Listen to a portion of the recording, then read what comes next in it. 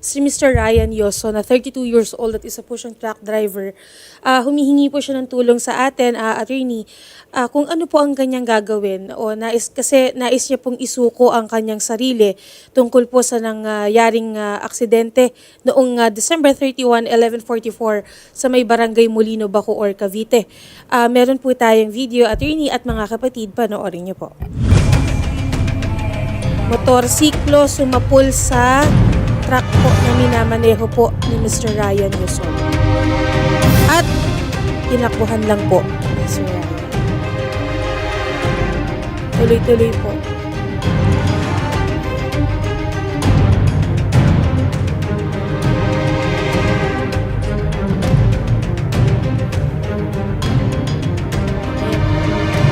Hindi po kayo huminto, sir. Po. Ngayon lang ba tayo nagkaroon ng ganitong klase rito na merong na-aksidente tas dito tumuloy sa atin? May mga ilang beses na po, attorney, iba po murder. Pero this one po, yung Yung aksidente lang? Opo. Okay.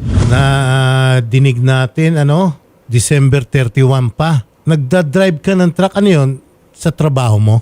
Hindi po, out na po ako noon. Eh bakit ikaw pa rin ang may dala ng truck? Yung pagkakamali ko po doon, hindi ko po pinaalam yung truck ko, ginamit ko. Wala kang paalam. Wala po, hindi po ako napaalam sa boss. Okay.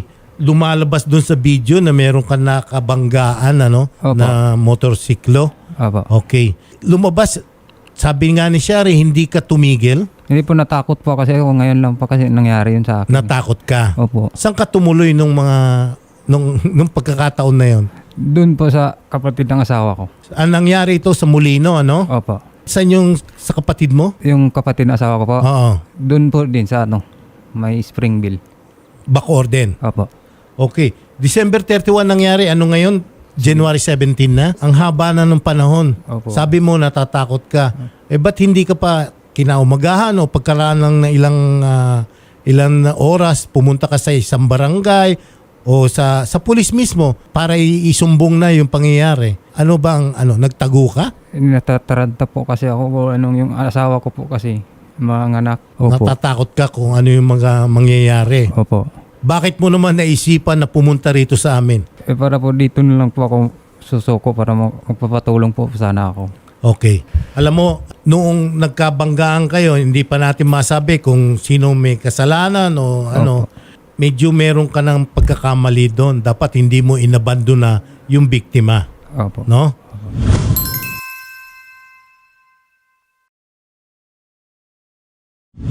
Doon, may pagkakamali ka. Dapat huminto ka. Ngayon, madalas ito sitwasyon, sa tinagal-tagal ko na, parati kong naririnig sa mga driver yon na hindi tumitigil kasi natatakot sila. They fear for their life. Kasi marami ng instances o marami ng pagkakataon na yung driver, pag nakasagasa o nakabangga, ginugulpe. Especially yung nasagasaan, taga ron.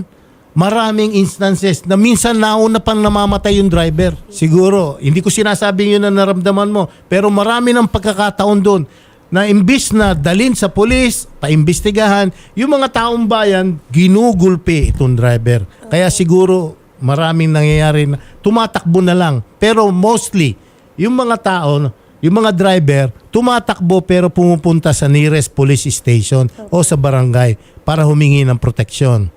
Ngayon, tapos na yun. Mahaba na yung panahon na nakalipas. Ang gagawin namin sa iyo, Ryan, pasusundo ka namin sa Molino, Bacoor Police. Po? Tatawagan namin po sila ngayon. Kasi bawal naman sa amin na magtago ng isang open and close quotation, kriminal, o yung naka-aksidente. Lagay na natin doon. So, yun lang ang maitutulong namin sa iyo. At isa pang maitutulong namin sa iyo. Hihingi kami ng kasiguruhan doon sa police. Molino, Bacoor Police, na bigyan ka ng karapatan na tulong o huwag kang sasaktan, isagawa ang tamang investigasyon dito. At aalalayan ka rin namin. At bigyan ka, kahit na sinong taong may sala o naakusahan, may karapatan pa rin siyang magkaroon ng isang abogado. Bibigyan ka rin namin ng tulong para magkaroon ng isang abogado. Ano po? Sige po. Pero mula ngayon, hanggat walang abogado, ang advice ko sa iyo, huwag ka munang magsasalita. Sige po. Ha? Opo. Basta sasama ka lang sa pulis, Opo. medyo babasahan kanila ng karapatan mo, yung tinatawag natin na Miranda rights. Okay. Pero wag na wag ka munang magsalita hanggat walang isang abogado na ibinibigay sa iyo, ha? Para patas ang laban. Opo. Okay. Pwede po natin kausapin yung nanay po ni Jeremiah Santo Domingo. Na-locate po natin yung biktima. Okay. Yung nanay po niya yung makakausap po natin, si Joy Santo Domingo. Okay. Pwede po natin kamustahin Sige, yung lagay gusto ni kong Jeremiah Oo, po. yan nga pala. Oo. Nay, Hello po, magandang hapon po. andito po sa linya natin. Ayan, may video pa tayo. Ma'am Joy Santo Domingo, magandang hapon po. Magandang hapon po, sir. Opo, nandito po sa amin ngayon si Ryan Hoson. Siya raw po yung nakabangga doon sa anak ninyo noong December 31. Unang-una po, kakamustahin po namin yung anak po ninyo. Attorney, sa totoo lang po, masyadong malaki ang naging damage sa anak ko. Opo. Kasi po, yung kanya pong kaliwang bahagi ng katawan, yun po ang nadisgrasya ng gusto sa kanya. Simula po sa kamay, braso hanggang po sa paa. Yun po ang nadisgrasya, yun po ang napakalaking sugat po yung nasa binti niya. Kasi po, nawalan po ng laman yung binti niya. Nakita po yung buto na nung kanyang mga binti at yung kanya pong yung kanya pong hita, inaputol din po ang buto. Naputol po yun, sir. Nasaan na po siya ngayon, ma'am? Nasa ospital pa po ba siya? Nasa hospital pa rin po siya kasi Okay. hindi po may sara yung mga sugat niya. Sampung kasi wala nga- pong laman. Okay. Sampung hospital po siya? Nasa Perpetual Las Piñas po siya, sir. Opo, papupuntahan din po namin siya na reporter para Yes, sir. mabisita po siya, no? Opo. At wag ho kayong mag-alala, hihahanap po namin siya ng tulong po, no? Salamat po, sir. Ipapakiusap po namin siya, baka pwede natin siya ipakiusap kay Senator Idol Rapi Tulfo para mabigyan po ng tulong, ano? Salamat po, sir. Oo. Pansamantala, nandito na po ngayon si Ryan Yoson. Handa na raw po siyang sumuko. Yes, sir. Pwede Opo. ko pa siya makausap, sir. Okay, sige. Sir Ryan, bakit mo naman tinakbuhan yung anak ko? Sorry po talaga, natatakot po kasi ako sa nangyari ho eh. First time ko po kasi yung ganun ng aksidente. Hindi ko na alam anong gagawin ko nun. Sana ikaw ang nagdala sa kanya sa ospital. Bakit mo siya tinakbuhan? Magbabagong taon pa naman yun. Ma'am Joy, paano po ninyo nalaman na na-aksidente si yung anak po ninyo, si Jeremiah? Opo, yung ambulance po ng City of Bacoor, yung DRMMO, sila po ang nagsundo dito sa amin sa bahay bago po nila nadala sa ospital. Dinaanan po kami dito para po may relatives na pong kasama yung pasyente kasi mayroon daw po silang may mga instances daw po kasi na hindi na gagamot agad or hindi agad nabibigyan ng atensyon yung mga pasyente pag walang relatives. So dinaanan po kami dito. Nandun po Okay. siya sa ambulance. Nakasakay. Nakakausap naman po natin ngayon si Jeremiah. Opo, sir. Nakakausap naman po siya. Kaya lang, hindi po niya maigalaw yung left side ng katawan Opo. niya. Pakisabi na lang po sa kanya na gumugulong na po ang hustisya. Handa na pong sumurrender yung nakabangga sa kanya, no po? Yes, sir. Yes, sir. Opo. Paparating ko po sa kanya para po mas lalo po siyang lumakas at pagpatuloy niya po yung buhay niya kasi bata pa po siya. May Ano po anak ba ang siyang isa. nakamotor po, siklo ho po siya, no? Yes, Siya po sir. ba ay nagtatrabaho na? Opo, sir. Oo, naabala yung pagtatrabaho ng bata. Yes Anyway, po. ganito po, tutulungan po namin yung nasagasaan at yung nakasagasa, tutulungan din po namin na mabigyan proteksyon siya at mabigyan din ng, alam nyo naman po, mabigyan din siya ng legal assistance para sir. harapin niya po itong kaso niya. Ano Yes, po? sir. Opo. Opo. Yun sa inyo naman po, pipilitin po namin na makakalap ng tulong po para matulungan po si Jeremiah sa Salamat kanyang. po, sir. Opo, Salamat maraming po. salamat din po sa pagtugon sa aming tawag. Yes, sir. Pero Yes, maganda po ngayon, gugulong na ho yung hustisya. Ano po? Salamat po ng marami. Siya Sir rin. Yuson, Opo. Sir Ryan, huwag ka pong mag-alala. Hindi naman po namin kayo papabayaan na masaktan kayo whatever. Gusto lang po namin marinig yung side ninyo. Bakit po yun ang nangyari sa anak ko? Sorry po, talagang natatakot po ako kasi noon. Hindi ka po dapat matakot kuya. Dapat po binalikan mo siya.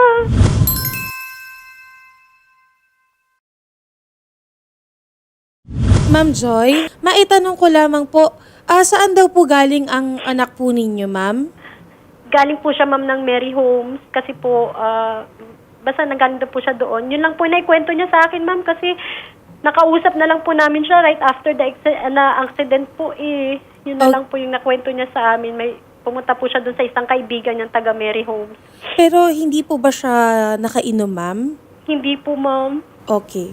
Baka pwede na natin makausap si Patrolman Levin. Sinatad ng Bacoor PNP. Sinatad, opo. Hello po, magandang hapon po, Tony. Yes, sir. Reported na po ba o meron na ho ba kayo natanggap na report tungkol sa isang aksidente noong December 31 diyan sa Molino na involve ang biktima po nagngangalang Jeremiah James Santo Domingo? Opo, sir, attorney, ako po yung may hawak po nung nilapitan po ako ni Ma'am Santo Domingo po. Okay, Nung time na yun. maraming salamat po. Opo. Nandirito po sa amin ngayon yung umaamin po siya na siya raw yung nagmamaneho nung truck na nakabangga ni Jeremiah nung gabi na yon. Ang pangalan po niya is Ryan Yoson. Opo. Opo. Ang gusto po namin ngayon tutulungan po namin. Handa na raw po siyang sumuko. Kung pwede po, pasundo niyo po siya rito. Pwede po, maaari po natin gawin yun. Oo. Para ho hindi na ho namin siya papaalisin po dito, no? Para Opo, okay po. hanggang sa dumating po kayo kung sino man ang susundo sa kanya.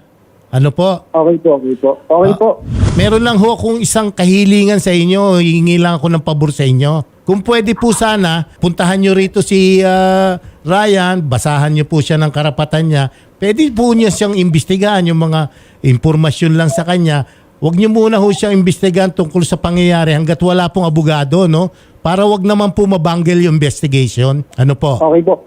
Makakasa Opo. po kayo na gagawin namin po. Oho, tapos siguraduhin po natin na hindi po siya masasaktan habang nasa kustodiya po ninyo siya. Opo. Yun lang kami po. naman po sa Bacoor PNP, hindi po namin tinotolerate yung pananakit Oo. po.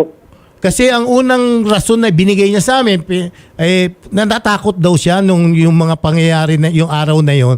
Natatakot daw siya dahil baka may mangyari sa kanya pero medyo nagtagal po bago siya sumurende. Kaya medyo nagkakaproblema po Pero ganun po. Lang po, bigyan pansin po yung kahilingan namin para ho ma-resolve na natin to. Handa naman daw niyang harapin lahat yan. Ito po, Ryan, Opo. Ayan, binibigyan na tayo ng assurance o binibigyan na tayo ng assurance ni patrolman na yun, walang mayayari sa iyo. Susunduin ka rito, no? Sundin na natin yung puso ng batas, po? Pagdating dito. Sige, maraming salamat po. Kailan po kaya namin maasahan yung pagdating po ninyo dito, patrolman? Kung ngayon po, tatawag na po ako sa namin, sa station po, para magkaroon po ng dispatch po para sunduin na po sa ngayon. Oo. Tapos i-turn over na po namin sa kanya. Hindi na ho namin papaalisin dito. Okay Dito po. nyo na pupuntahan. Okay. Sige. Maraming salamat po. Maraming salamat po, Patrolman Levin Sinatad. Oo. Maraming salamat po sa Maraming serbisyo salamat din ninyo. Okay. Ryan, antayin mo na lang pagdating ng Bacoor Police dito, sumama ka sa kanila. Binigyan naman nila tayo ng kasiguruhan na wala mangyayari sa iyo. No? Tanda mo lang yung biniling ko sa iyo. Wala kang pipirmahan, wala kang sasabihin hanggat walang abogado, tulong ng abogado sa iyo. No? Sige. Para naman magkaroon ng patas na laban dito. Okay? Sige. Ito, attorney, pwede rin naman po natin pasasamahan na lang po natin si Sir Ryan. Pero nakausap po kanina, attorney, ng ating researcher. Ito pong si patrolman, yung investigador po. May base po sa initial na investigasyon, nakainom daw po. Sino? Si Jeremiah po, yung biktima daw po. May... Yes po, meron pong ganun pong sinabi si patrolman sa ating researcher. Okay. kanina. Ayoko kasi ayoko muna mag-speculate. Tapos lalo na yung video medyo malayo. Ewan natin, ha? Huwag muna tayo mag-speculate. Mahirap magsalita. Lalo-lalo na yung biktima ngayon, nakaratay sa ospital. Apo. Andun muna. Pabayaan muna natin na gumulong yung investigasyon. Napatas na investigasyon. Yes Okay. po. Sige. Opo. Kausapin po kayo nila Ate Odette sa kabilang studio, sir. And papaschedule din po natin yan. Pero on the way na din po yung Baco or PNP po. Kailan ba manganganak yung asawa mo? Binanganak po nung A4. Nanganak na. Opo, nung A4. O kamusta naman? Okay naman, no. Okay na siya. Andun nga sila, iniiwan ko sila dun. Oo. Sige, ayusin na natin to. Yung truck na minamaneho mo, sino may-ari nun? Sa pinapasukan ko po yun, sa kumpanya namin. Kumpanya ninyo? Opo. Matutulungan ka naman kaya ng kumpanya ninyo? Hindi ko po alam kasi hindi ko po pinaalam yung ginamit ko. Hindi mo pinaalam. Out of duty na po. Nasaan na ngayon yung truck? Andun po sa garahe nila. Simula pa noon, hindi ka na nagtatrabaho? Hindi ka na bumalik sa trabaho? Hindi na ako. Natatakot nga ako. So parang nagtago ka na. Anyway, pakayantay mo na. Hindi ka na namin papaalisin dito. Ano po? O sige. Thank you very Salamat much po, Ryan Sir. at nagkaroon ka ng mabuting kaisipan na sumuko. Katulad nga no, marami na namang opinion na pumapasok pero wag na tayo mag-speculate. Ano? Pabayaan na lang natin yung investigasyon. Okay? Sige po. Sige, salamat po.